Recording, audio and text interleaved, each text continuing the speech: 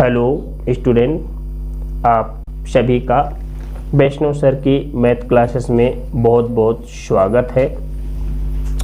आज हम प्रश्न बैंक 2021-22 विषय गणित कक्षा 9वीं के प्रश्न बैंक के सभी प्रश्नों को हल करना सीखेंगे। तो जैसा कि आप लोग स्क्रीन में देख पा रहे हैं, सबसे पहला काम हम क्या करते हैं, इसमें से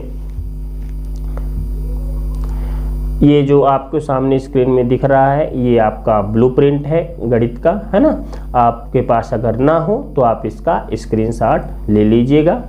फिर इसके बाद है इस गणित से जो इस सत्र में कोविड के चलते कुछ कोर्स कम किए गए हैं, तो उन पाठ्यक्रमों की जो है दिया गया है इसमें कि इससे जो है प्रश्न जो है आपके परीक्षा में नहीं आने हैं, है ना। तो इन पर आपको ध्यान नहीं देना है परीक्षा के दृष्टिकोण से। तो चले फिर आते हैं अपन अध्याय 2 बहुपद से जो है 1 अंक का 2 प्रश्न आना है और 2 अंक का 2 प्रश्न आना है। कुल मिला के इस पाठ से आपके 6 अंक के प्रश्न आने हैं। तो चले प्रश्न क्रमांक 1। प्रश्न क्रमांक 1 शुरू करने के पहले आप सभी बच्चों से हमारा अनुरोध है कि जो वैष्णव सर यूट्यूब चैनल को सब्सक्राइब करें, बेल आइकन को जरूर दबाएं, जिससे कि आपको अगले पाठ की जो वीडियो है हम जैसे ही बनाएंगे तो आपको नोटिफिकेशन में प्राप्त हो जाएगी, है ना। तो चलें स्टार्ट करते हैं। तो प्रश्न क्रमांक 1 क्या कह रहा है, देखिए, निम्नलिखित में बहुपद है। तो अब देखिए हमको बताना है कि कौन सा बहुपद है और कौन सा बहुपद नहीं है। तो देखिए आपको ध्यान रखना है, अगर रूट जैसे चर राशि जो होती है ABCD वाली, उनमें अगर रूट का चिन्ह लगा है तो बहुपद नहीं है, पहला काम, है ना। तो देखिए पहले नंबर A नंबर को हम देखते हैं कि X में पद में जो है रूट का चिन्ह लगा है, तो ये बहुपद नहीं है। फिर B नंबर में आइए, देखिए ये बटे के रूप में है, इसलिए ये बहुपद नहीं है, परिमेय व्यंजक कहलाएगा। स नंबर भी जो है हमारा बहुपद नहीं है। द नंबर में देखिए ये हमारा बहुपद है। तो हमारा प्रश्न क्रमांक 1 का सही उत्तर क्या है, द। फिर आइए प्रश्न 2 में, निम्नलिखित में बहुपद नहीं है। अब हमको इस बार जो पद बहुपद नहीं है उसको बताना है। तो देखिए आ जो है बहुपद है ना। ब नंबर का देखिए, अब ये यहाँ पे जो y है ये बटे के रूप में है ना, तो ये वाला पद जो है हमारा बहुपद नहीं है। श नंबर में आते हैं, यहाँ पे देखिए 0, तो ये भी बहुपद कहलाएगा। द नंबर जो है रूट 2 में बस रूट का चिन्ह लगा है ना, तो ये पद भी हमारा क्या है, बहुपद कहलाएगा। अब चलते हैं फिर देखिए यहाँ पे तीसरे नंबर में, तो शून्य बहुपद की घात। तो देखिए जो शून्य बहुपद की जो घात होती है वो क्या होती है, हमको ये बताना है। तो अगर शून्य बहुपद की घात है तो आपको ध्यान रखना है शून्य बहुपद की जो घात है वो परिभाषित नहीं है, ठीक है। अब चलते हैं अपन अगले प्रश्न में, प्रश्न नंबर 4, बहुपद x का स्क्वायर धन 3x की घात 4 धन x ऋण 4x की घात 3 धन 7 के घात। तो इस बहुपद की हमको घात बताना है। तो देखिए यहाँ पे जो सबसे बड़ी घात होगी वही कहलाएगी बहुपद की घात, है ना। तो यहाँ पे देखिए x की सबसे बड़ी घात क्या है, 4 है, और एक घात x की 3 है, और यहाँ पे x की घात 2 है। तो सबसे बड़ी घात कौन कहलाएगी, x की घात 4, इसलिए बहुपद की घात क्या हो जाएगी, 4। मतलब हमारा ब नंबर का उत्तर क्या है, सही है। अब आते हैं प्रश्न क्रमांक 5 में। तो क्या कह रहा है, बहुपद x स्क्वायर ऋण x ऋण 6 के शून्यक। अब इसका शून्यक हमको बताना है कि कौन सा शून्यक सही है। तो इसके हमारे पास 2 तरीके हो गए, या तो हम एक एक करके सभी जो दिए हुए हैं उनको चेक कर लें, या तो फिर इसका गुणनखंड निकाल लें, है ना। तो जो तरीका आपको अच्छा लगे वो तरीका आप लोग अपना सकते हैं। तो इसमें देखिए इसका जो होगा शून्यक वो क्या होगा, 3 ऋण 2। और यहाँ पे कैसे रखते हैं मान हम अगले सवालों में देख लेंगे इस चीज को, है ना। अब आते हैं 6 नंबर में। देखिए ये जो बहुपद हमको दिया है में एक्स स्क्वायर का गुणांक, मतलब एक्स स्क्वायर के आगे जो संख्या लिखी होगी वो क्या कहलाएगी, एक्स स्क्वायर का गुणांक कहलाएगी। तो यहाँ पे देखिए x के घात 4 के आगे 5 है तो x की घात 4 वाले पद का गुणांक 5 हो जाएगा। x की घात 2 वाले पद के आगे क्या है, ऋण 3, तो एक्स स्क्वायर का गुणांक क्या हो जाएगा, ऋण में 3 हो जाएगा। फिर यहाँ देखिए x की घात 3 के आगे 4 लिखा है तो इसका गुणांक 4। तो चले, लेकिन हमको सिर्फ किसका बताना है, एक्स स्क्वायर का गुणांक। तो देखिए यहाँ पे एक्स स्क्वायर वाले पद के आगे कितना लिखा है, ऋण में 3 लिखा है, तो यहाँ पे एक्स स्क्वायर का गुणांक क्या हो जाएगा, ऋण 3।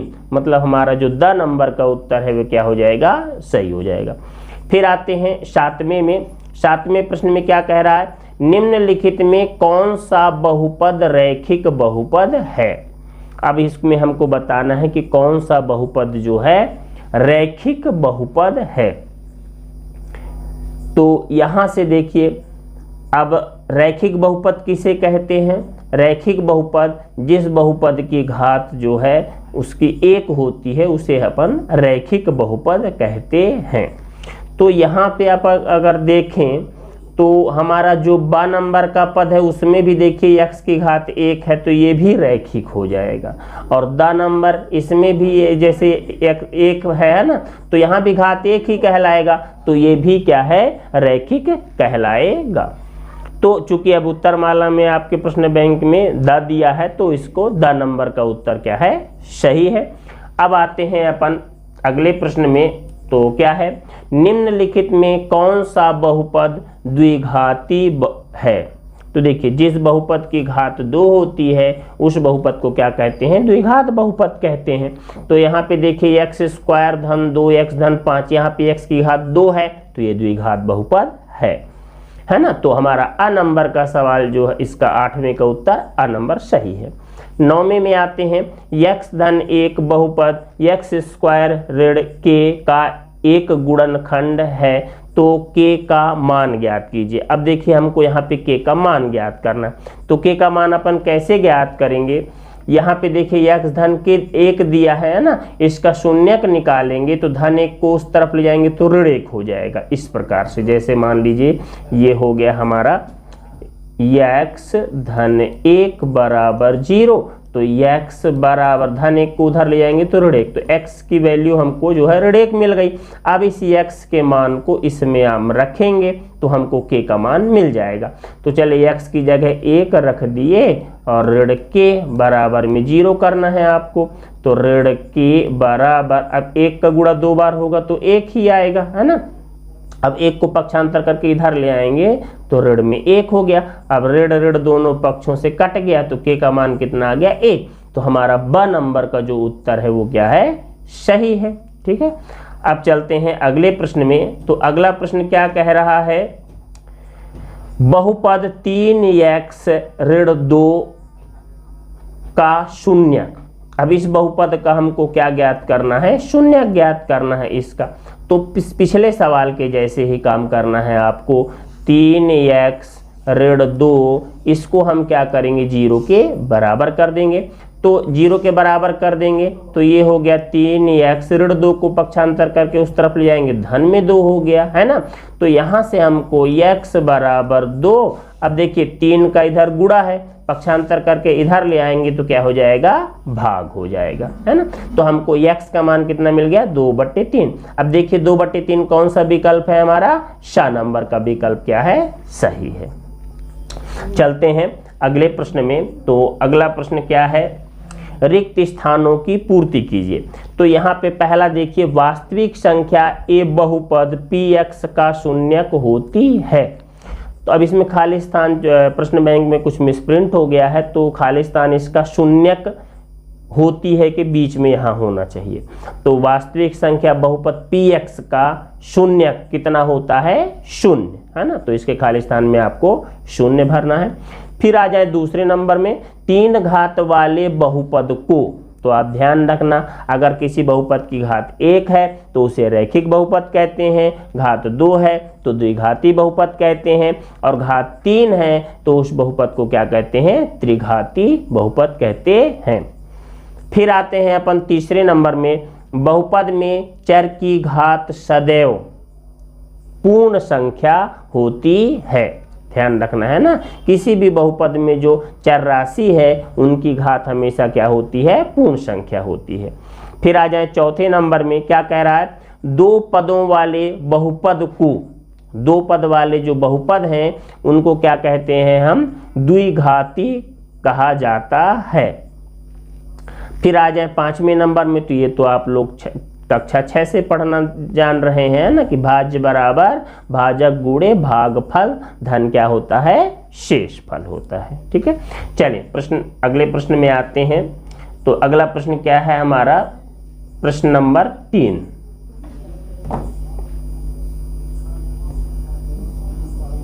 क्या कह रहा है, सत्य असत्य लिखिए। तो यहां पे देखिए, प्रत्येक रैखिक बहुपद एक अद्वितीय शून्यक होता है। तो ध्यान रखना, ये कथन क्या है, सत्य है। फिर दूसरे में आए, दो घात वाले बहुपद को रैखिक बहुपद कहते हैं, ये गलत है। क्यों? क्योंकि दो घात वाले बहुपद को हम द्विघात बहुपद कहते हैं, इसलिए दूसरा नंबर हमारा क्या है, असत्य हो जाएगा। तीसरे में आते हैं, प्रत्येक वास्तविक संख्या शून्य बहुपद का एक शून्यक होती है। तो ये कथन क्या है हमारा, सत्य है। फिर आ जाए चौथे में, तीन घात वाले बहुपद को द्विघाती बहुपद कहते हैं, ये भी क्या हो जाएगा, असत्य। क्यों असत्य हो जाएगा? क्योंकि तीन घात वाले बहुपद को हम क्या कहते हैं, त्रिघाती बहुपद कहते हैं, और यहाँ पे द्विघाती लिखा है, इसलिए ये क्या है, असत्य हो जाएगा। फिर आ जाए पांचवें नंबर में, हमको बहुपद ये दिया है और कह रहा है कि इस बहुपद का गुणनखंड है, ये हमको चेक करना है। तो यहाँ से हम पहले x का मान निकालेंगे। तो देखिए x का मान कितना आ जाएगा, धन 7 को पक्षांतर करके उस पार ले जाएंगे, इस प्रकार से देखिए। तो ये हो गया 3x, धन 7 को पक्षांतर करके उधर लेंगे तो ऋण में 7 हो गया। तो x का मान कितना मिल गया, ऋण में 7/3। अब इस जो x का मान मिला है, इस मान को हम इसमें रखेंगे। तो चलें रखते हैं, x का मान हमको ऋण में 7/3 प्राप्त हुआ है। तो रखते हैं 3 x की जगह हमको रखना है ऋण में 7/3 पूरे की घात 2, धन में ये 7, और x की जगह हमको रखना है ऋण में 7/3। अब यहाँ से इसको हल कर लेते हैं। तो देखिए 3 गुणे, अब ऋण का गुणा 2 बार हो जाएगा तो कितना आएगा, है ना, कितना आएगा, धन में आएगा। 7 का गुणा 2 बार तो 7 कितना हो जाएगा, 49। 3 का गुणा 2 बार हो गया, 3 त्रिकाई 9। अभी 3 एकम 3, 3 त्रिकाई 9, ये क्या हो गया, कट गया। तो यहाँ से अपने पास 49/3 बचा। फिर ऋण धन का गुणा ऋण, 7 कितना हो गया, 49, और बटे में कितना हो गया यहाँ पे 3। तो अब देखिए यहाँ धन 49/3 और यहाँ पे ऋण 49/3। तो धन वाला पद जो है और ऋण वाला पद ये पूरा का पूरा कट जाएगा। तो हमको कितना मिल गया, शून्य मिल गया ना। और अगर आपको शून्य मिल जाता है तो जान लीजिए कि जो हमारा ये बहुपद है दूसरे बहुपद का गुणनखंड है। अब आते हैं अपन अगले प्रश्न में। तो अगला प्रश्न कौन सा है हमारा, प्रश्न नंबर 4, उसको देखें। एक शब्द में उत्तर दीजिए। तो चले प्रश्न नंबर 1, बहुपद को x धन 1 से भाग देने पर शेष फल क्या होगा, ये हमको बताना है। तो सबसे पहला काम हम क्या करेंगे, x धन 1 को 0 के बराबर रखेंगे। फिर धन 1 को पक्षांतर करके उस तरफ ले गए तो क्या हो गया, ऋण में 1। तो हमको x के लिए शून्यक मिल गया ऋण 1। अब इस जो x का मान ऋण 1 है, इसको हम यहाँ पे बहुपद में रखेंगे। तो चलें रख देते हैं p, और x की जगह हमको कितना रखना है, ऋण में 1 रखना है। तो यहाँ पे रख दिए ऋण 1 की घात 3, और ये हो गया 3, x की जगह ऋण 1 रखना है, घात 2, फिर धन में 3, अब x की जगह ऋण 1 धन 1। तो चलें अब इधर देखिए ऋण का गुणा 3 बार होगा तो ऋण आएगा, 1 का गुणा 3 बार करेंगे तो 1 ही आएगा, है ना। फिर यहाँ देखें ये 3, ऋण का गुणा 2 बार करेंगे धन आएगा, 1 का गुणा 2 बार करेंगे तो 1 1 कम 1। फिर इधर आए ये 3 और ऋण 1, इधर अभी हम कुछ नहीं कर रहे हैं, वैसे ही लिख लिए। फिर आगे चलें, देखिए ऋण 1, अब यहाँ 3 1 कम 3, ये हो गया। फिर देखिए ऋण धन का गुणा ऋण हो जाएगा, 3 1 कम 3 और धन में 1। अब इधर से आप देखिए ऋण 1 और धन 1 कट गया और ये धन 3 और ऋण 3 कट गया। अब कुछ नहीं बचा तो कितना बचेगा हमारे पास, 0 बचा। तो यहाँ पे हमको शेष फल कितना प्राप्त हो गया, 0। तो पहले प्रश्न में जो है शेष फल कितना प्राप्त हो गया हमको, 0 हो गया। तो एक विधि आपकी ये हो गई। इसमें आप चाहें तो आप दूसरी विधि का भी उपयोग कर सकते हैं, जैसे दूसरी विधियां सीधे अपन भाग दे के भी इसमें निकाल सकते हैं, है ना। तो आप लोग चाहें तो x धन 1 का बहुपद x की घात 3 धन 3x का स्क्वायर धन 3x धन 1 में भाग दे का भी ये काम कर सकते हैं। चलें अब आते हैं अपन अगले प्रश्न में। तो अब इसमें क्या कह रहा है कि 101 की घात 3 का मान क्या होगा। अब इसका मान निकालना है। तो सबसे पहला काम हम 101 को लिख लेंगे 100 धन 1, क्योंकि 100 में 1 जोड़ेंगे तो 101 ही आएगा, है ना। ये लिख लिए। अब यहाँ से देखिए हमको इसमें इस सूत्र को उपयोग करना है ना। तो यहाँ पे देखिए आप a की जगह कितना मिल गया हमको 100 और b की जगह कितना है 1, तो इसलिए हम a बराबर 100 लिख दिए और b बराबर 1। अब इस सूत्र में हम a की जगह 100 और b की जगह 1 रख देते हैं। तो चलें रखते हैं। इसमें a की जगह कितना रखना है अपने को 100 और b की जगह कितना रखना है अपने को 1 रखना है। तो चलें रख देते हैं। ये a की जगह 100 और घात 3 है तो घात 3 लगा दिए, b की जगह 1 घात 3 है तो घात 3 लगा दिए। फिर देखिए 3 a की जगह कितना रखना है हमको 100 और घात 2 है तो घात 2 लगा देंगे। धन b की जगह कितना है अपने पास 1 है तो यहाँ पे अपन क्या लिख देंगे 1 लिख दिए। सॉरी ये गुणा का चिन्ह यहाँ पे नहीं, यहाँ पे चिन्ह नहीं होगा, अभी इस पद में रखे हैं अपन, है ना। तो ये इंटू में कितना हो गया 1। फिर धन 3 a की जगह कितना रखना है अपने को 100 और b की जगह कितना रखेंगे 1 का स्क्वायर, ये हो गया। अब आइए देखते हैं 100 का गुणा आप 3 बार करेंगे तो आपको कितना प्राप्त होगा 10,000। फिर 1 का गुणा 3 बार करेंगे तो 1 1 कम 1। अब 3 का गुणा 100 में तो ये हो गया 300। फिर धन, अब 3 का गुणा 100 में करेंगे यहाँ पे, अभी यहाँ पे देखिए गलती हो गई थोड़ा सा, यहाँ पे हमको जो है 100 का गुणा आप 2 बार करेंगे और यहाँ पे जो है 100 का गुणा हमको कितनी बार करना था 3 बार करना था, है ना। घात 3 है, हाँ घात में 3 है तो फिर 3 बार करेंगे तो ये नहीं आएगा, थोड़ा सा डिस्टर्ब हो गया है, इसको सुधार लेते हैं अपन। तो चलें, तो 3 बार गुणा करेंगे तो फिर कितना प्राप्त होगा, थोड़ा सा जगह की दिक्कत है इसलिए इसको जो है अपन मिटा लेते हैं। अब देखिए 100 का गुणा हम 3 बार करेंगे तो कितना आएगा ये 1 और कितने जीरो प्राप्त होंगे हमको 6 जीरो प्राप्त होंगे, है ना। फिर आइए इधर पे 1 का गुणा कितनी बार करना है 3 बार तो ये 1 ही प्राप्त होगा। फिर इधर आए 3, अब 100 का गुणा जब आप 2 बार करेंगे तो आपको कितना मिलेगा 10,000 मिलेगा, ये हो गया। फिर इसके बाद धन 3 का गुणा 100 में करेंगे तो कितना प्राप्त हो गया हमको 300। 1 का गुणा 2 बार करेंगे तो 1 ही आएगा, 300 1 कम 300। फिर आगे चलें, फिर ये हो गया हमारा, अब इसमें 3 का गुणा कर दीजिए तो ये कितना हो जाएगा 3,0,0,0,0।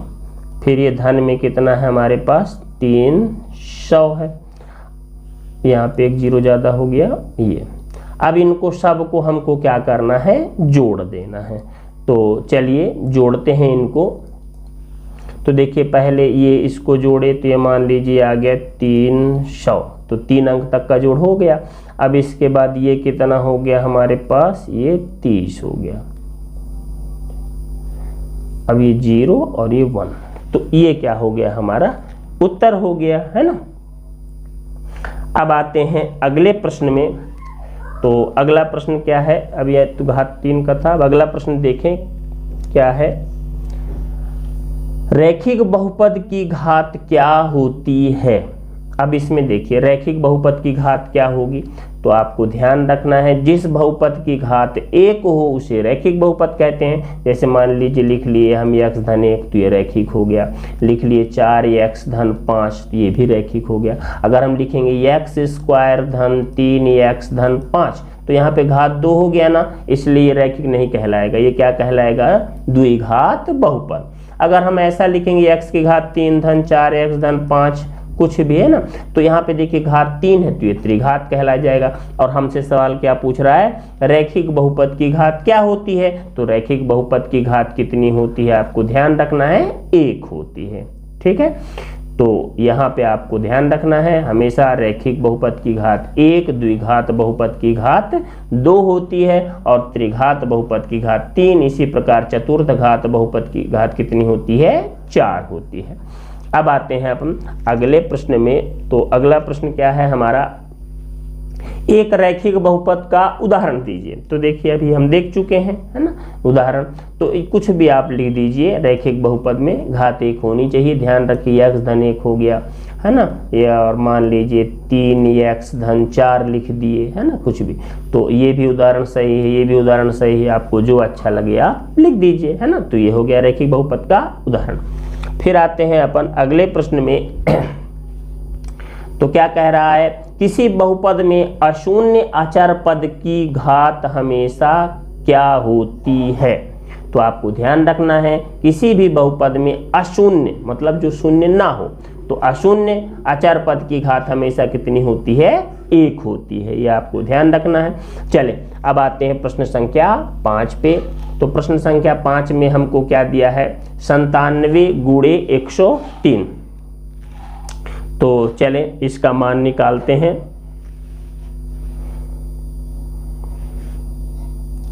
तो 97 गुणे में कितना है, 103 है। तो चलिए इसको हल करते हैं अपन। तो यहाँ पे देखिए पहला काम 97 को हम क्या लिख लेंगे, 100 ऋण 3, क्योंकि 100 में से 3 घटाएंगे तो 97 आएगा। और 103 को क्या लिख लेंगे, 100 धन 3। अब इस पद में हम सूत्र का उपयोग करेंगे। सूत्र ये जो आपको दिख रहा है, इस सूत्र का उपयोग करना है। अब देखिए इस सूत्र के लिए a की जगह 100 है और b की जगह 3 है। यहाँ पे भी a की जगह 100 है और b की जगह 3। मतलब हम a की जगह हमको 100 रखना है और b की जगह 3 रखना है इस सूत्र में। ठीक है, तो चलिए रख देते हैं। तो हमको a की जगह कितना रखना है, 100 रखना है और b की जगह हमको कितना रखना है, 3 रखना है। तो ये तो देखिए ये सूत्र के उपयोग से ऐसा हो गया प्रयोग करने से, है ना। आप क्या करें, 100 का गुणा 2 बार करिए तो हो जाएगा, ये हो गया हमारा 10,000। फिर 3 का गुणा 2 बार करेंगे, 3 त्रिकाई 9, ये हो गया। अब देखें इसमें 100 में से 9 घटा दीजिए तो कितना आएगा, 9,991। तो ये क्या हो गया, हमारा उत्तर हो गया इस प्रश्न का, है ना। चलें अब आते हैं अगले प्रश्न में। तो अगला प्रश्न क्या कह रहा है, 12x की घात 2 ऋण 7x धन 1 का गुणनखंड कीजिए। तो चलिए इसका गुणनखंड करते हैं। आपको ध्यान रखना है गुणनखंड करते समय शुरू की और अंतिम की संख्या का पहले गुणा करते हैं। देखते हैं, चलिए 12 एकम 12, ये लिख लिए। बीच वाली संख्या क्या है, ऋण में 7। अब हमको ऐसी संख्या ढूंढना है जिसका गुणा करें तो 12 आए और जोड़े घटाएं तो ऋण में 7 आए। तो ऐसी संख्या कौन हो जाएगी, 4 और 3। अब देखिए 4 तिहाई 12 आ गया पर जोड़ने में ऋण में 7 चाहिए, तो क्या करिए आप दोनों को ऋण में कर दीजिए। अब देखिए ऋण 4 और ऋण 3 जुड़ेगा तो ऋण 7 आ जाएगा। अब गुणा करिए, ऋण ऋण का गुणा धन 4 तिहाई 12, तो हम यहाँ पे क्या लिखेंगे, इधर ऋण 7x को लिखेंगे ऋण 4x और ऋण में 3x। तो पहले 12 को लिख लेते हैं हम 4 गुणे 3x का स्क्वायर, क्योंकि 4 तिहाई 12 होता है। फिर ऋण 7x को क्या लिखेंगे 4x और ऋण में 3x और ये धन 1। फिर क्या करना है आपको, दो दो पदों का जोड़ा बना देना है इस प्रकार से। ठीक, चलें अब आगे। तो देखिए यहाँ दोनों के पास हमको, सॉरी ये जोड़ा थोड़ा सा गलत हो गया है, इसको ये पद जो है यहाँ तक रहेगा और ये वाला जोड़ा जो है यहाँ तक रहेगा। तो इस जोड़े को ये देखिए, अब देखिए दोनों जोड़ों के पास हमको 4 मिल रहा है और दोनों के पास x भी मिल रहा है, तो 4 को और x को हम बाहर निकाल दिए, तो यहाँ से बचा हमारे पास 3 बचेगा, है ना, और एक x बच गया। यहाँ से 4x पूरा बाहर निकल गया तो 1 बचेगा। अब इसमें देखिए कुछ नहीं मिल रहा दोनों जोड़ों में, तो क्या करेंगे हम 1 को बाहर निकाल दिए, तो यहाँ से बचा हमारे पास 3x। अब धन 1, चूंकि अब ऋण बाहर निकाले हैं तो धन वाली संख्या ऋण में हो जाएगी, है ना। अब देखिए इधर भी 3x ऋण 1 है, इधर भी 3x ऋण 1 है, तो दोनों से हम क्या करते हैं 3x ऋण 1 को बाहर निकाल दिए, तो यहाँ पे कितना बचा 4x और यहाँ पे कितना बचा ऋण 1। तो ये क्या हो गया हमारा गुणनखंड हो गया, है ना। तो चलिए ये सबको समझ में आ गया होगा, है ना। अब आते हैं अगले प्रश्न में। तो अगला प्रश्न क्या है हमारा, जांच कीजिए कि 7 धन 3x की घात 3 धन 7x का गुणनखंड है या नहीं। तो चलिए जांच करते हैं। तो सबसे पहला काम हम 7 धन 3x की मदद से x का मान शून्यक निकालेंगे। तो देखिए x बराबर कितना हो जाएगा हमारे पास, x बराबर धन 7 को उस तरफ पक्षांतर करके ले गए तो ऋण में 7 हो जाएगा। अब 3 का देखिए गुणा है ना। अगर आपको समझ में ना आए तो पूरा लिख लीजिए ऐसे। देखिए पहले क्या करिए आप इसको लिखिए 7 धन 3x बराबर 0। अब देखिए 3x बराबर धन 7 को पक्षांतर करके इधर लाएंगे तो ऋण में 7 हो गया, तो x का मान कितना हो गया ऋण में 7/3, ये मिल गया। अब इस x के मान को हम इसमें रख देंगे px वाले पद में। अगर 0 आ गया तो गुणनखंड है और नहीं आया तो गुणनखंड नहीं है। तो चलिए रख देते हैं x का मान इस px में, जहाँ जहाँ x दिखता है रखिए। तो देखते हैं x की जगह हमको रखना है ऋण 7/3। अब देखिए इधर भी x की जगह रखिए 3 और x की जगह हमको रखना है ऋण में 7/3। फिर धन 7 x की जगह हमको रखना है ऋण में 7/3, ये रख दिए। अब इसको हल करते हैं। तो देखिए यहाँ पे घात कितनी थी 3 थी, है ना, तो इसमें घात भी 3 लगाएंगे, ये 3 गुणे। अब देखिए ऋण का गुणा 3 बार होगा तो ऋण चिन्ह आएगा, 7 का गुणा 3 बार होगा तो कितना आएगा 343 आ गया, है ना। अब 3 का गुणा 3 बार करेंगे तो 3 त्रिकाई 9 9 त्रिक 27 हो गया। फिर इधर देखिए ऋण धन का गुणा ऋण 7 7 49 और ये वाला बटे में 3 ये आ गया। अब यहाँ से कट रहा है ना 3 नेम 27, तो इसको काट दिए तो हमारे पास कितना बच गया ऋण में 343 और बटे में 9 बचा। फिर ऋण में इधर बचा कितना 49/3।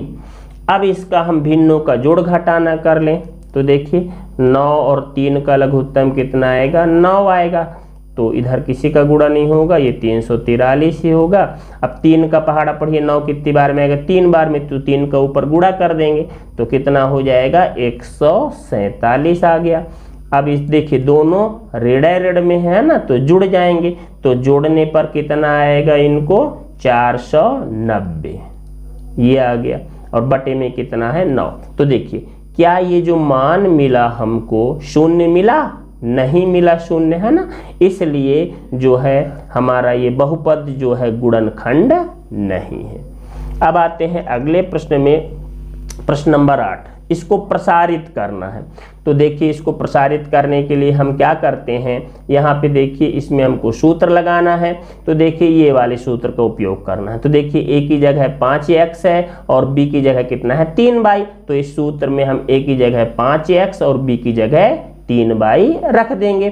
तो चलिए रख देते हैं। a की जगह हमको रखना है 5x की घात 3, फिर b की जगह हमको कितना रखना है 3y की घात 3, फिर ऋण में 3, a की जगह कितना रखना है 5x और b की जगह कितना रखना है हमको 3y, फिर धन 3, a की जगह 5x और b की जगह कितना रखना है 3y।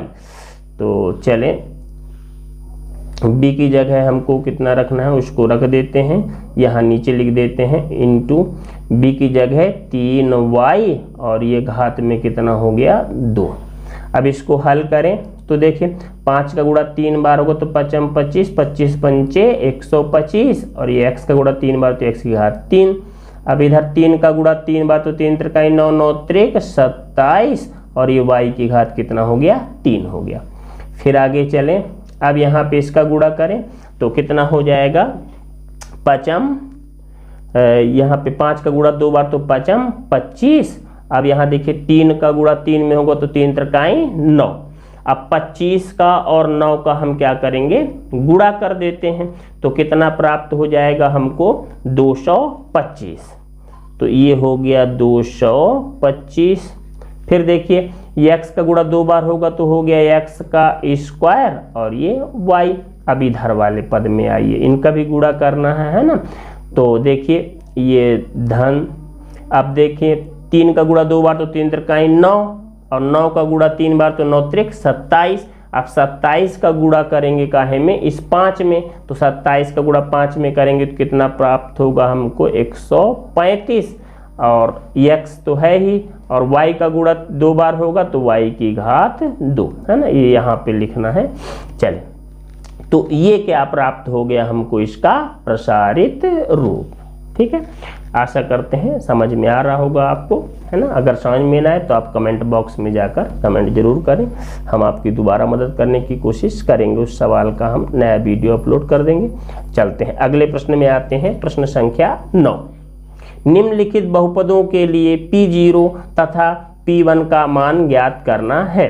तो देखिए इसमें हमको जो है पहले नंबर को हल करते हैं। जहां जहां x दिखेगा आपको एक बार 0 रखना है और एक बार 1 रखना है।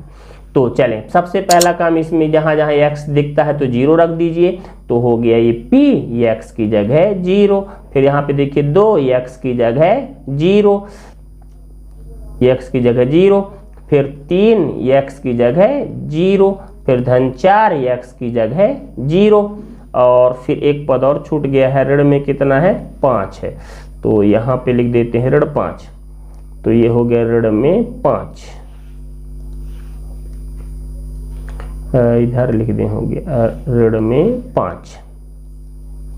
अब देखिए 2 का गुणा 0 में होगा तो 0 ही आएगा, 3 का गुणा 0 में होगा तो 0 ही आएगा, 4 का गुणा 0 में होगा, है ना। और यहाँ से 5 का भी, ये 5 तो अलग है, 4 का गुणा 0 में हुआ तो 0 आ गया और ये ऋण में 5। तो ये 0 का तो कोई मतलब ही नहीं। तो हमारे पास कितना बचा, सिर्फ ऋण में 5। तो ये हो गया हमारा पहले नंबर का उत्तर। ठीक है, अब जहां जहां हमको कितना रखना है, अब x की जगह हमको देखिए दूसरा मान P1 निकालना है ना। तो जहां जहां x दिखेगा आपको 1 रख देना है। तो देखिए x की जगह हम 1 रख दिए। अब इसको हल करते हैं। तो चलें 2, 1 का गुणा आप 3 बार करोगे तो 1 ही आएगा। फिर 3, 1 का गुणा 2 बार करोगे तो 1 ही आएगा। फिर ये हो गया धन में 4, 1 का गुणा 4 में होगा तो 4 1 कम 4 ही आएगा। फिर हल कर लें, 2 1 कम 2, 3 1 कम 3 और ये धन 4। फिर धन को अलग जोड़ लो, 4 में 2 जुड़ गया तो 6 और ये ऋण में कितना हो गया 3। 6 में से 3 घटा देंगे तो हमको कितना प्राप्त हो जाएगा, यहाँ से देखिए कुछ 2x का क्यूब और ऋण में कितना है 3x का स्क्वायर और धन में 4x और अच्छा ये 5 इधर भी छूट गया है ना। तो इस 5 को यहाँ पे नीचे कर देते हैं। तो और इसमें भी ये 5 आएगा, ऋण 5 और ये ऋण 5, तो ये ऋण 5। अब देखिए 6 ऋण 5 और ऋण 3 जुड़ के हो जाएगा ऋण में कितना, 8 हो गया, है ना। अब यहाँ पे देखिए धन में कौन कौन से पद हो गए, धन 4 और धन में 2, तो ये 6 हो गया, है ना। और ये ऋण 5 और ऋण 3 जुड़ के हो जाएगा कितना, ऋण में 8 हो गया। अब देखिए ऋण 8 है और धन में 6 है, तो ऋण 8 में से धन 6 कम हो गया, तो कितना बचेगा, ऋण में 1, ऋण में कितना बचेगा, 2 बचा, ऋण वाला पद बड़ा इसलिए ऋण में बचेगा। अब आते हैं अगले प्रश्न में। अगले प्रश्न में फिर से वही काम करना है, x की जगह एक बार 0 रखना है और एक बार x की जगह 1 रखना है।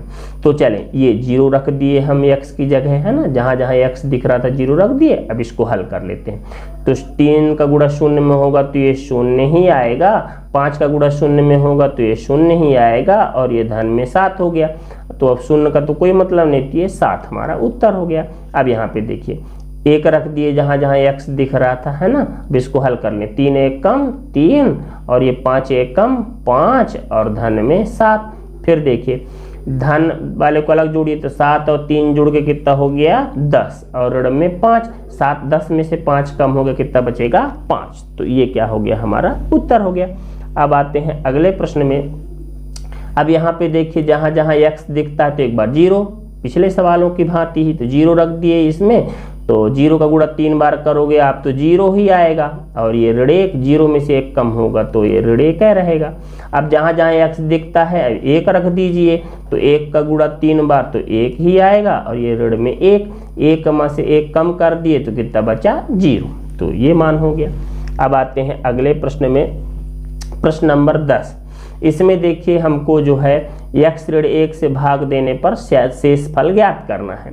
तो ये जो दिया है qx, इसको पहले हम 0 के बराबर रखेंगे, तो x ऋण 1 बराबर 0, तो x बराबर ऋण 1 को इधर लाएंगे तो धन 1 हो गया। अब जहाँ जहाँ x दिखता है आप 1 रख दीजिए, तो शेष फल हमको प्राप्त हो जाएगा। तो चले px की जगह 1, यहाँ पे x की जगह 1, फिर यहाँ पे भी x की जगह 1 और यहाँ पे भी x की जगह 1 धन 2। अब इसको हल कर लो, 1 का गुणा 3 में बार करेंगे तो 1 ही आएगा, 1 का गुणा 2 बार करेंगे तो 1 ही आएगा, धन 1 धन 2। धन धन वाले पद को अलग जोड़िए, तो 2 और ये 1 3 और ये 1 4, और ये ऋण में कितना है 1, 4 में से 1 कम हो गया, तो कितना बचेगा हमारे पास, ये बचा हमारे पास 3 बच गया। अब आते हैं अगले प्रश्न में। तो प्रश्न नंबर 11, इसमें फिर से वही काम करना है, भाग देने पर शेषफल कितना प्राप्त होगा बताना है। तो इसमें भी वही करिए, पहले x ऋण 1 को 0 के बराबर करिए, तो x ऋण 1 बराबर 0 हो गया, तो x का मान कितना मिल गया, 1। अब इस x के मान को जहाँ जहाँ x दिख रहा है px में रख दीजिए। तो चलिए रख देते हैं, x की जगह 1 और यहाँ पे x की जगह 1 धन 1। अब 1 का गुणा आप 3 बार करेंगे तो 1 ही आएगा, और ये 1 में 1 जुड़ के कितना हो गया, 2। तो ये हो गया हमारा उत्तर हो गया। अब आते हैं अगले प्रश्न में, 12 नंबर के प्रश्न। इसमें x ऋण 1 से भाग देने पर शेषफल, तो इसको भी पहले क्या करेंगे हम, x ऋण 1 को 0 के बराबर रखेंगे, तो ये x का मान कितना मिल गया, 1। अब जहाँ जहाँ इसमें x दिख रहा है आप 1 रख दीजिए।